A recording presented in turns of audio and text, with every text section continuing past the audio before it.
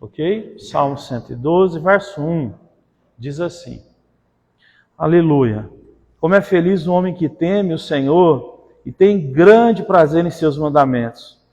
Seus descendentes, eles são poderosos na terra, serão uma geração abençoada de homens íntegros. Grande riqueza há em sua casa, e a sua justiça dura para sempre. A luz raia nas trevas para o íntegro, para quem é misericordioso, compassivo e justo. Feliz é o homem que empresta com generosidade e que com honestidade conduz os seus negócios. O justo jamais será abalado, para sempre se lembrarão dele. Não temerá más notícias, o seu coração está firme ou confiante no Senhor. O seu coração está seguro e nada temerá. No final, verá a derrota dos seus adversários. Reparte generosamente com os pobres e a sua justiça ela dura para sempre. Seu poder será exaltado em honra. O ímpio vê e fica irado, range os dentes e definha. O desejo dos ímpios se frustrará. Só um verso ali em Lucas, se você puder. Lucas capítulo 10, Novo Testamento. É quando Jesus envia 70 discípulos para pregarem o Evangelho. O verso 1 diz assim: Depois disso, o Senhor designou outros 72 e os enviou de 2 a 2 adiante dele, a todas as cidades e lugares para onde ele estava prestes a ir. Verso 2. E lhes disse: A colheita é grande, mas os trabalhadores são poucos. Então peçam ao Senhor, que o Senhor da colheita, que mande trabalhadores para a sua colheita. Vão, eu estou os enviando como cordeiros no meio de lobos. Vamos fazer uma oração? Se você puder, recline a sua cabeça comigo e vamos orar. Senhor, em nome de Jesus, nós te pedimos que o Senhor fale conosco.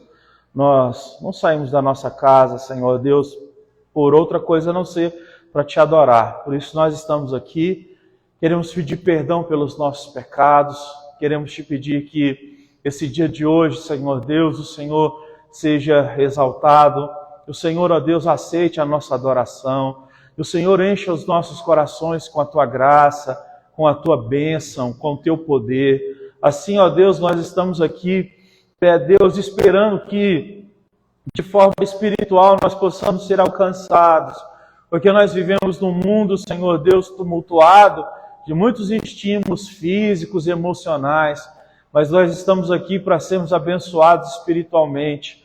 O Senhor não só nos estimula espiritualmente, o Senhor de fato nos faz crescer, construída diante de Deus e do mundo espiritual. Existem as prioridades que devem ser seguidas, porque Deus, Ele não faz conchavo com ninguém. O Senhor dos Exércitos, Ele não muda a sua palavra por causa de mim ou de ninguém. Todos nós precisamos seguir o que o Senhor diz, para que assim nós possamos viver o que Ele prometeu. Por isso nós sabemos que a graça nos alcançou, mas a nós é dado a função e o dever de obedecer a Deus. E Ele disse que nos daria graça para nos ajudar a obedecer, porque como nós ainda, Senhor Deus, vivemos com um corpo humano, aonde sujeito a muitas fraquezas e tentações, a graça do Senhor vem sobre nós, nos ajudando a vencer as fraquezas, de tal forma que nem um homem, nem uma mulher pode dizer: eu sempre caio porque sou pecador e estou em carne. Não. Todos nós podemos todos os dias olhar para a tua palavra que diz: não sobreveio tentação que não fosse humana. E pelo contrário, Deus é fiel, na hora certa Ele providencia o escape, justamente para que assim nós possamos ficar de pé. E o texto diz: vós que estáis de pé, cuide para que não caia. E assim o Senhor Jesus, na sua oração, nos ensina, por fim, que nós devemos orar: Senhor, não nos deixe cair em tentação e livra-nos de todo mal, porque teu é o poder, o reino, a honra, a glória para todos sempre. Amém. Obrigado, fala conosco, em nome de Jesus. Amém, amém. Pessoal, o livro dos Salmos é um livro muito rico, né?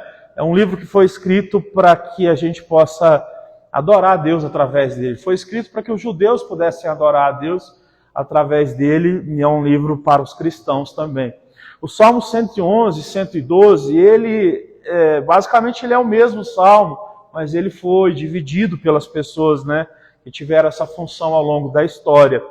Todavia, eles são um poema, um acróstico, né, onde ali o salmista, que a gente não sabe quem escreveu o Salmo 111, o Salmo 112, então a gente, assim, só para você ter um panorama, a gente não sabe, né, todas as pessoas que escreveram todos os textos, né? Salmo 111, Salmo 112, a gente não sabe, por exemplo, mas um salmo escrito para a glória de Deus, mostrando como aqueles que creem em Deus devem se comportar e como eles estavam se comportando aqui nessa época, e o texto nos mostra que era uma época em que o povo estava se comportando de maneira correta. Isso é importante porque a palavra de Deus, em boa parte do tempo, o povo de Deus se portou de forma errada, em desobediência, em muitas coisas ruins. Eles pecaram contra Deus e se afastaram. Mas aqui então, no Salmo 112, o salmista ele vai começar dizendo, verso 1 diz, aleluia. A palavra aleluia, a tradução dela para o português, é uma reverência a Deus, ou um grito de Deus, o Senhor é bom. Né? É como se nós estivéssemos, de fato, gritando a Deus que nós acreditamos que Ele é tudo. É um grito, então, de reverência a Deus, aleluia. E ele continua dizendo aqui, o salmista, né? Como é feliz, a palavra como é feliz também traduzida por bem-aventurado. Sempre que você olha na Bíblia, está escrito bem-aventurado, quer dizer também como é feliz, ou mais do que feliz, é o homem que teme o Senhor e tem grande prazer em seus mandamentos. Bom, a gente busca felicidade, e a felicidade é um tema presente em tudo que as pessoas podem fazer na sua vida. Elas, de alguma forma, elas estão em busca de felicidade, prazer, paz, não é? Sintonia, prosperidade, desenvolvimento. Aqui, o salmista falando, então, de uma forma espiritual, ele vai falar sobre como o homem pode ser mais do que feliz. E ele vai dizer que o homem pode ser mais do que feliz quando ele aprende a ter prazer nos mandamentos de Deus, não é? Quando o homem, então, aprende a olhar para a palavra de Deus e obedecer aquilo, ele diz, o fruto disso é trazer para o homem, né, coisas boas, coisas, de fato, que trazem paz, que trazem bênçãos, né?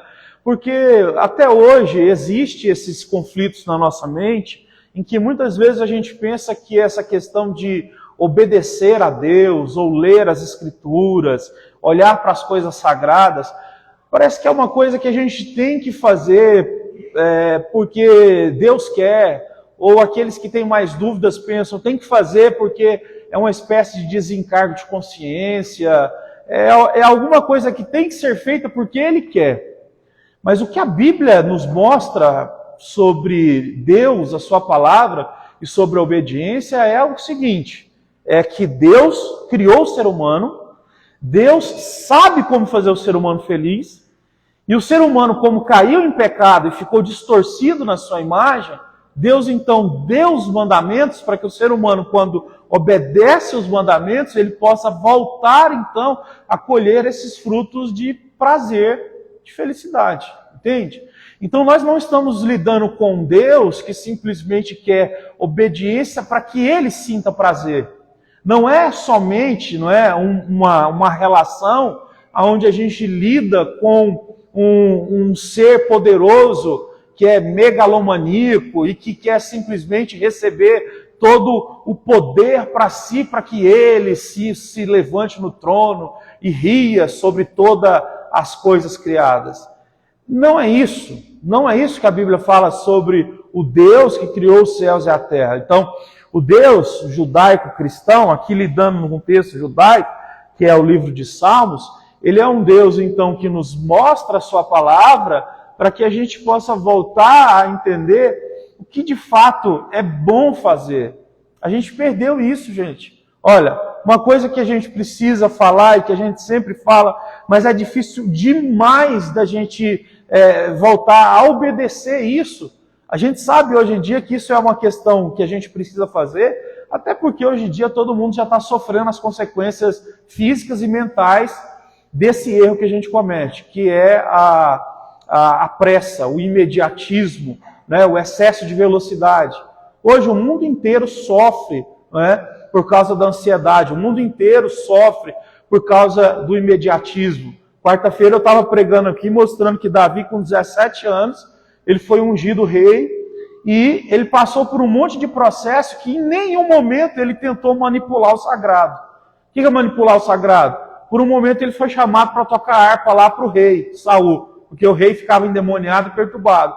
Ele tocava a harpa dele. Ele em momento nenhum, sabe, tentou influenciar aquela situação para que ele já se tornasse rei naquele momento.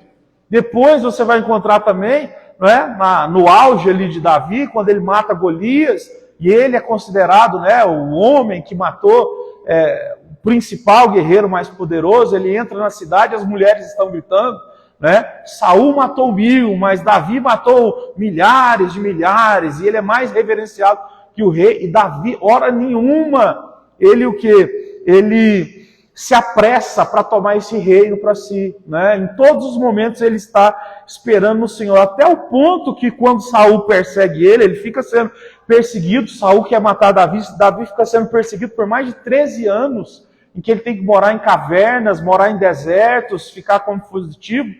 Tem um texto bíblico que mostra que um dia Davi pegou o exército de Saul dormindo dentro de uma caverna, e Davi foi lá e pegou na capa real de Saul, que estava dormindo, pegou. E ele pensou em matar. Mas quando ele pegou na capa, o texto diz que ele sentiu no coração: não deveria fazer isso. Porque de alguma forma Saul tinha sido ungido por Deus lá atrás. E ele não matou Saul, ele saiu fora. Sabe? Davi esperou um tempão até que se cumprisse a promessa na vida dele. E a história de Davi, então, mostra para nós que ele foi um cara que teve todas as oportunidades de chamar para si as coisas antes da hora, mas ele não chamou. Justamente porque chamar coisas de Deus, coisas boas, antes da hora, sem a gente estar preparado, é perigoso demais. Tem um texto em Cântico, escrito por Salomão, filho de Davi, que diz assim: não chame o amor antes da hora, porque o amor é terrível, né? Ele é consumidor, ele é destruidor, é como um ciúme que vem como fogo derretendo, né? As pessoas não sabem, mas se a gente pudesse dar um conselho para os mais jovens, né? Não chame o amor antes da hora, né? Estude, aprenda, viva, seja abençoado, na hora certa, viva o amor quando o próprio Deus assim o despertar, porque esse amor, quando ele é desperto antes da hora, ele só serve, como diz o próprio Salomão também no capítulo 5 de Provérbios, só serve para ser um fogo que queima o coração e despedaça o corpo inteiro. Queima o corpo inteiro. Então, baseado nessas coisas aqui que eu estou dizendo, nós, por exemplo, com relação ao tempo de Deus, nós deveríamos então pedir a Deus que Ele nos ajude a descansar. Mas é um pedido assim: Deus, me ajude a descansar, sabendo que o Senhor me ama. Então, o Senhor está me ouvindo aqui, e eu estou te pedindo, me ajude a descansar. E se o Senhor não me deu ainda, me ajuda a descansar de verdade, porque isso é bom para mim. O Senhor me mostra na sua palavra que é bom para mim. Então não é uma coisa que eu tenho que fazer só para ti. É porque o Senhor está me livrando do mal, se eu querer isso, se eu viver isso antes da hora. Sabe, a gente sempre pensa que está preparado, mas existem preparações internas que só Deus sabe. Por isso que a Bíblia diz que só Deus, ele rascunha o nosso coração na profundidade. Só Deus sabe exatamente assim as coisas, os meandros do nosso coração, que precisam ser tratados para que a gente possa alcançar certas coisas sem que essas coisas nos destruam, sem que essas coisas sejam fora de hora. A gente precisa confiar em Deus. C.S. Lewis, que foi um cristão, um anglicano, no século passado, o que escreveu as Crônicas de Nárnia, por exemplo, ele tem uma frase em um dos seus livros mais conhecidos, que é o Cristianismo Puro e Simples, onde ele diz assim: você pode ter certeza de uma coisa, Deus não deixa ninguém esperando, a não ser que aquilo seja melhor para aquela pessoa. Deus, ele não tem prazer de deixar ninguém em sofrimento, né? E a espera, hoje em dia, para nós, virou um sofrimento, né? Esperar virou uma tortura no século XXI. Mas Deus ele não está nos fazendo sofrer.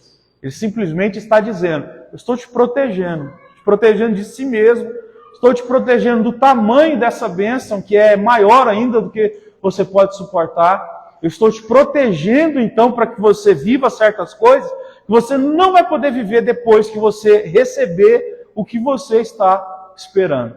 Então, a gente precisa entender isso. Deus, ele é bom. E a forma como ele lida conosco é maravilhosa. Descanse o coração no Senhor. E não tenha medo de fazer aquelas orações que são as orações assim mais difíceis da Bíblia. Como, por exemplo, a Bíblia nos ensina a orar, Jesus na oração do Pai Nosso. Pai, que seja feita a tua vontade, tanto no céu como já foi feita na terra. Né? Faz a sua vontade, Senhor. Tem muita gente que fala comigo e fala assim, pastor, eu tenho medo de pedir para que Deus faça a vontade dele, porque eu tenho medo de me frustrar na vida. E simplesmente Deus frustrar os meus objetivos, os meus caminhos, os meus projetos. Gente, e a verdade é que a nossa vida, ela não tem sentido se não for nessa direção do Senhor. A verdade é que tudo que você pode amar agora, no mais profundo do seu coração, se Deus não estiver contigo nisso, você pode simplesmente deixar de amar isso. Pode deixar de amar. E isso é uma coisa tão séria, porque nós somos soberbos, muitas vezes. Na verdade, a maior parte do tempo, nós, seres humanos, estamos lutando contra a soberba, principalmente contra Deus, né? Pela sua grandeza. A gente sempre está com esse medo de fazer essas orações, e a gente sempre acha que a gente pode segurar as coisas com a nossa mão. A gente está sempre orando e dizendo, pode deixar comigo. Eu seguro, eu luto, eu peito, eu mato, eu desmato, eu construo, eu derrubo, e não dá.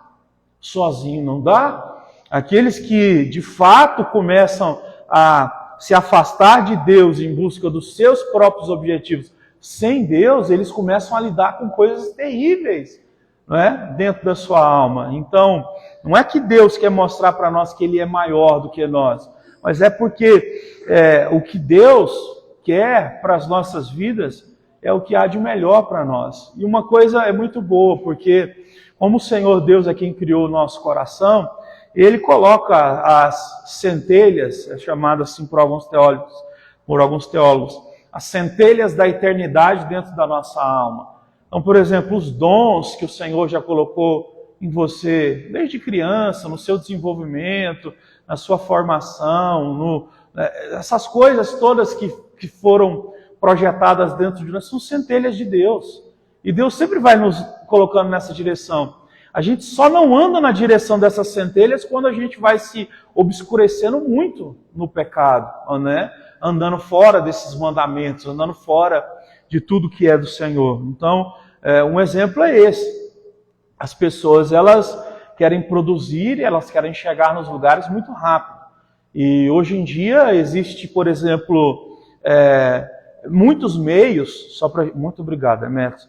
Existem muitos meios hoje em dia, muitos tipos de profissão, muitos tipos de trabalho, muitos tipos de lugares para serem alcançados no mundo, que são lugares onde não existe mais aquela parte assim de você ter somente que se esforçar, se dedicar, ser uma pessoa inspirada naquilo.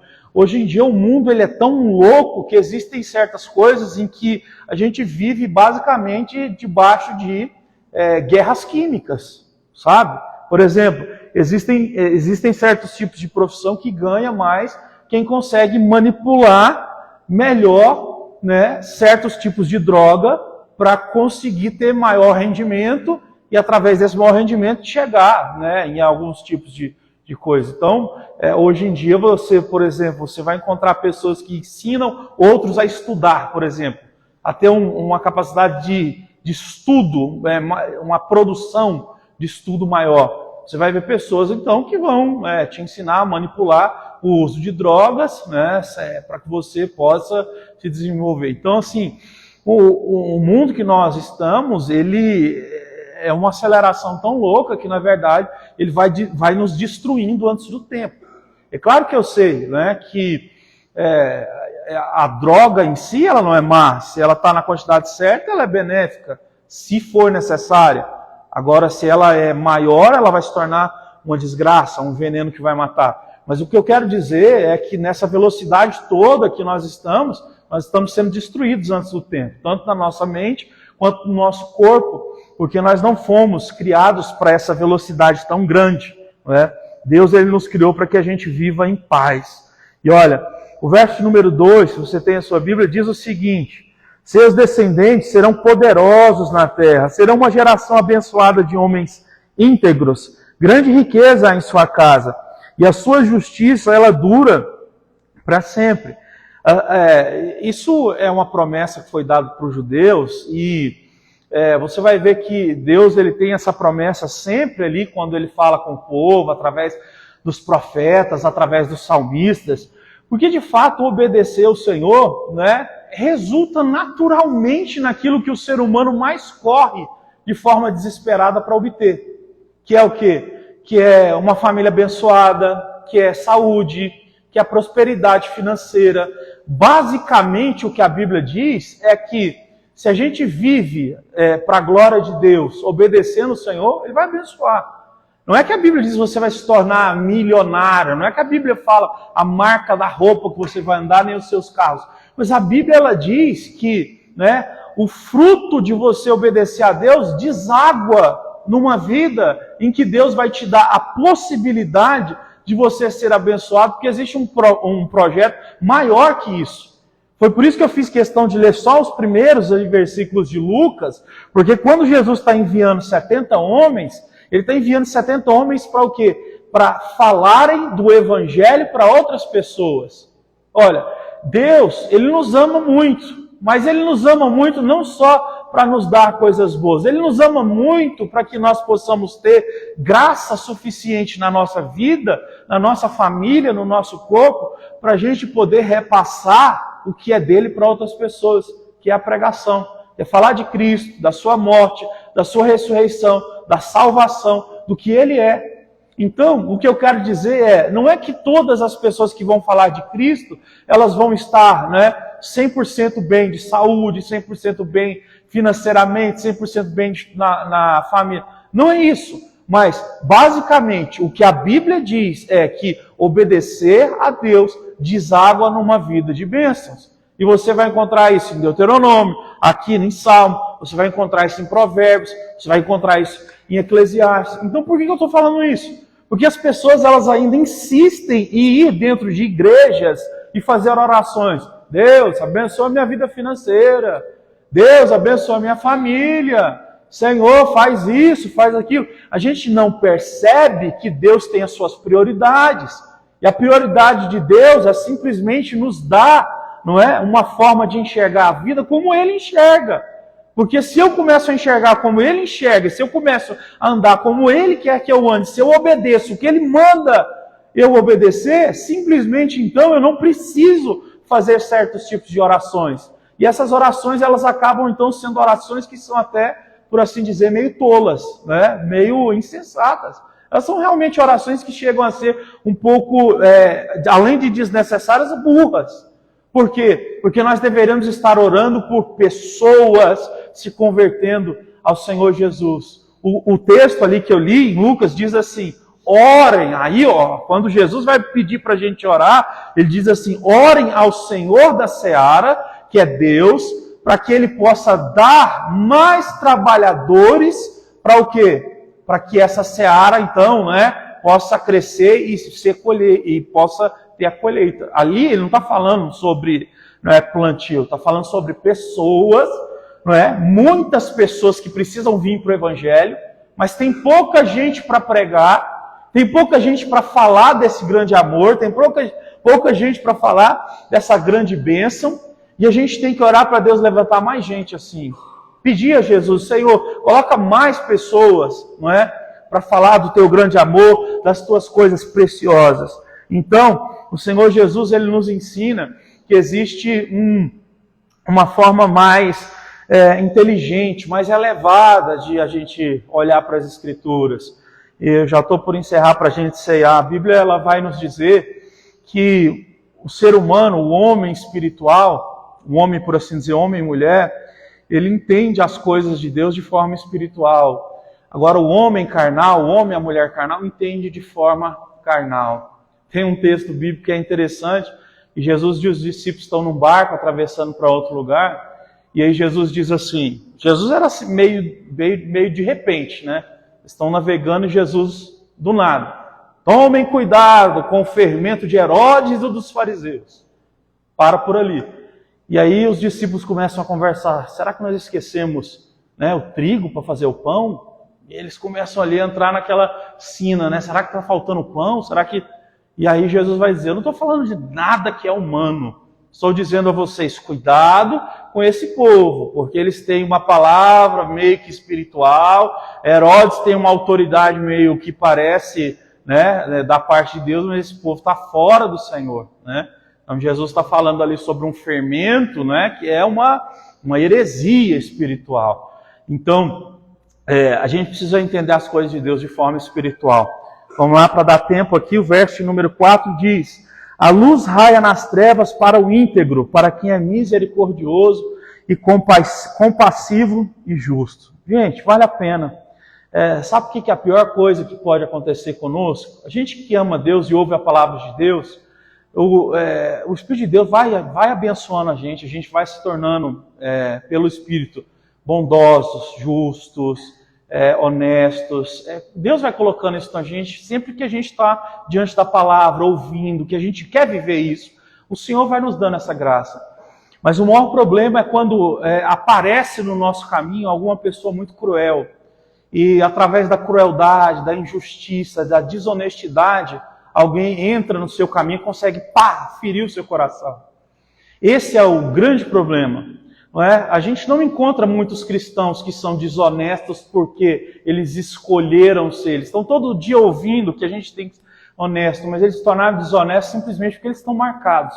Marcados porque receberam, certo, uma flecha tão forte no coração que eles não conseguem acreditar que ser honesto é mais benéfico do que ser desonesto. Porque a desonestidade que eles receberam foi algo tão profundo, que os machucou tanto, que tirou tanto da vida deles, que parece, sabe, que não dá para viver assim, a honestidade como sendo a principal coisa, né?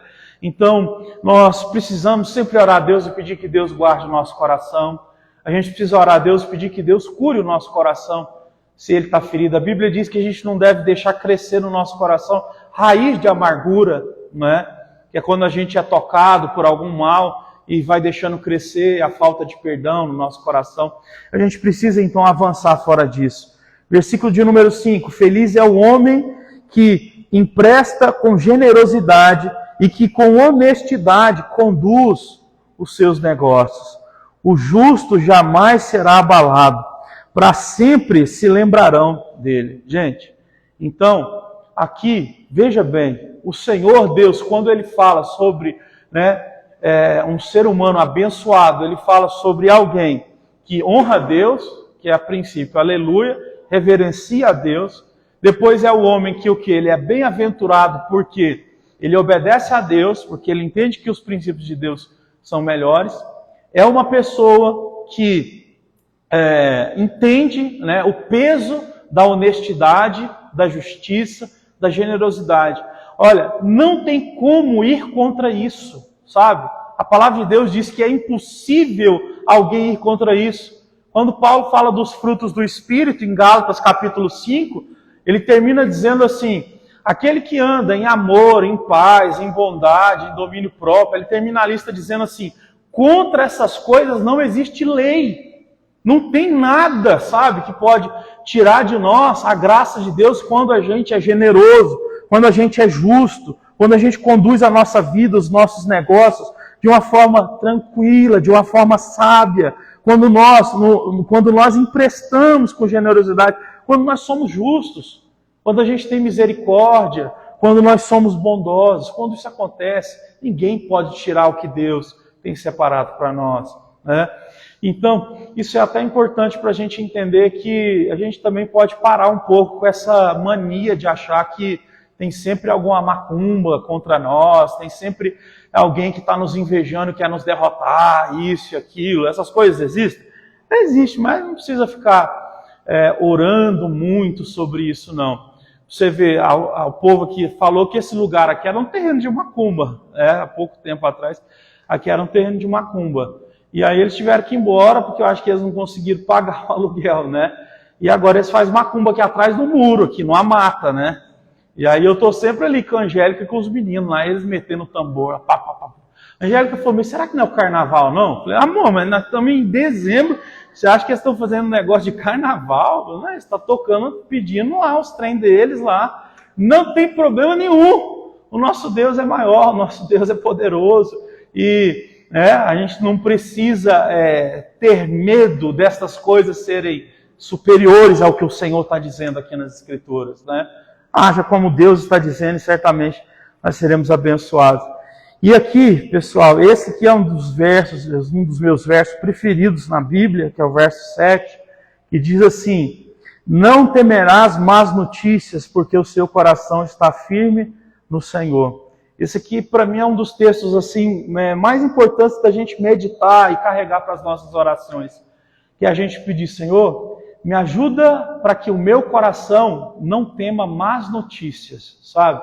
Sempre que um telefone tocar, que uma mensagem foi enviada, sempre que alguém lhe chamar, né? Que nunca o nosso coração trave na palpitação, mas que Deus sempre nos dê graça para a gente não temer más notícias, mas que a gente possa ser uma rocha forte, não é? Em qualquer momento em que alguém for nos dar alguma notícia, seja algo bom ou algo ruim, que Deus nos dê essa graça. Isso aqui é muito forte, muito mesmo. A gente precisa ter o coração preparado, nesses momentos aqui. Então, o coração firmado em Deus não tem má notícia. Por quê? Porque se o nosso coração está firmado em Deus e alguma coisa acontece, está debaixo do controle de Deus. Deus não deixa nada acontecer, à toa. Então, ainda que seja algo ruim para nós, creia no Senhor, Ele sabe por que Ele está fazendo aquilo, Ainda que seja desesperador no primeiro momento, Deus é o Senhor. E a gente precisa confiar e descansar. Só termino a leitura aqui para a gente orar. O verso de número 8 diz: o seu coração está seguro e nada temerá. No final, ele verá a derrota de seus adversários. Ele reparte generosamente com os pobres. A sua justiça dura para sempre. O seu poder será exaltado em honra. O ímpio o vê e fica irado. Range os dentes e definha. O desejo dos ímpios se frustrará. Por fim, então, o salmista está dizendo que esses que andam com o Senhor, eles repartem de forma generosa, são pessoas honradas e dizem que elas não precisam temer os ímpios, porque os ímpios, na verdade, eles vão definhar. Então, a gente encontra até um projeto aqui diferente do que é pregado hoje em dia. Hoje em dia, muitas vezes, a gente prega e diz assim: cuidado, não tenha inveja dos ímpios. Parece que quem é ímpio é que está prosperando, parece que os cristãos aqui estão sempre sofrendo. Aqui ele fala diferente, ele diz que o quê? Que os servos de Deus eles vão ser abençoados pelo Senhor e os ímpios vão definhar. Não é? Então, fique em paz. A verdade é que o seu coração firmado em Deus, você não precisa pedir a justiça de Deus para Deus destruir ninguém. Né? E por fim eu falo isso, quero deixar só esse recado. Um dia Jesus entrou numa cidade e o pessoal tratou muito mal Jesus, expulsou ele de lá. E 2 discípulos falaram assim: Senhor, vamos orar para cair fogo do céu, acabar com todo mundo aqui. Está escrito, Lucas 9. Jesus disse assim: olha, vocês não sabem de que espécie de espírito eu sou? Eu não vim para destruir as pessoas, eu vim para salvar elas. Nós não fomos chamados para orar para Deus destruir nada, destruir ninguém. Nós somos chamados para orar para Deus abençoar as pessoas, até aqueles que mais nos fazem mal, que a gente possa orar por essas pessoas e dizer: Senhor, abençoe elas. Talvez eu não consiga entendê-las, talvez elas sejam pessoas que estão vivendo no caminho errado, mas perdoa, tem misericórdia, cuida, abençoa e ajuda o meu coração a não carregar nada por ter cruzado o caminho dessa pessoa. Me ajude a perdoar e abençoa essa pessoa que é tão difícil na minha vida, que é tão difícil na minha caminhada. A Bíblia nos ensina isso.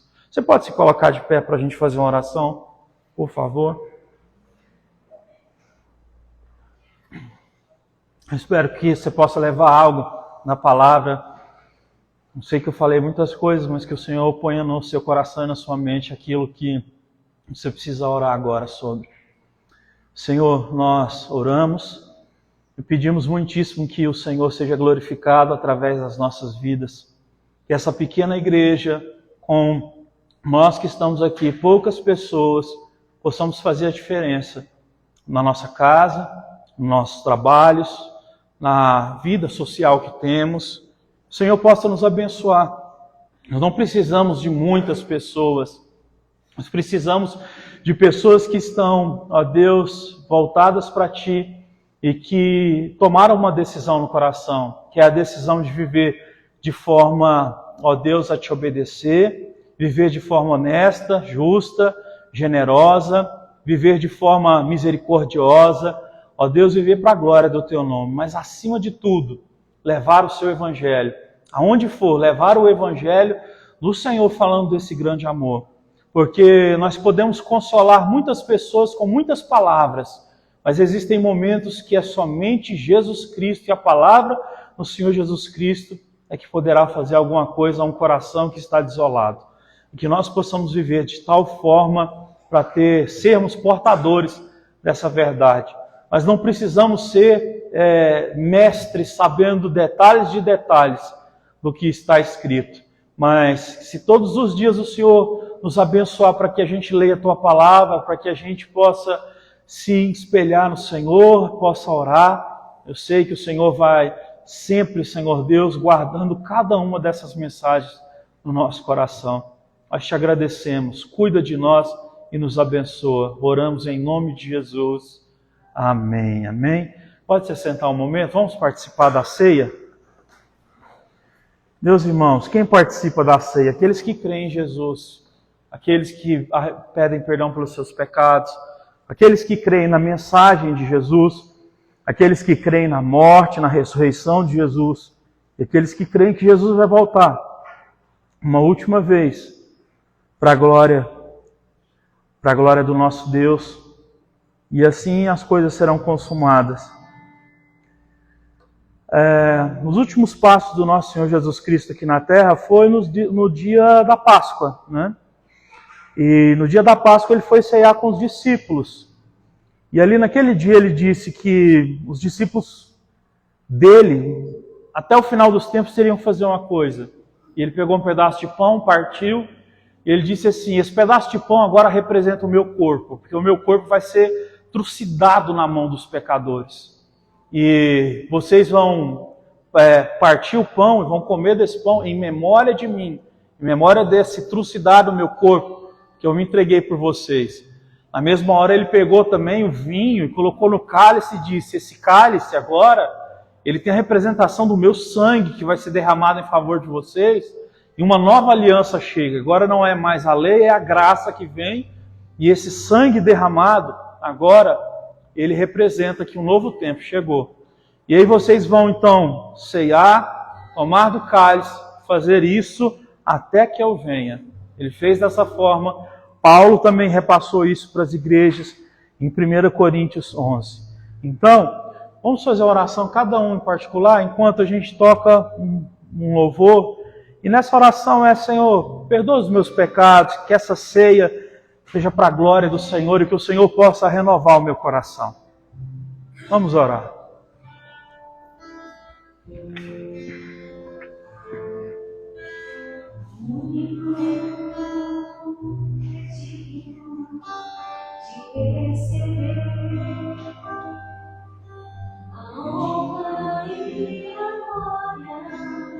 A força e o poder,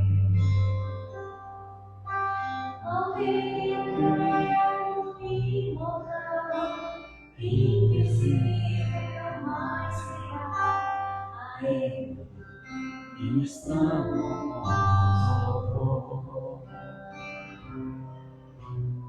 A único que é digno de receber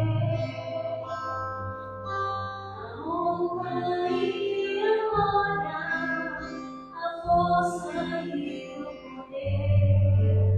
chamar o pastor Caio e o pastor Jeová para pegarem a ceia. Se você puder, pastor Caio, pastor Jeová, para pegar a ceia, por favor.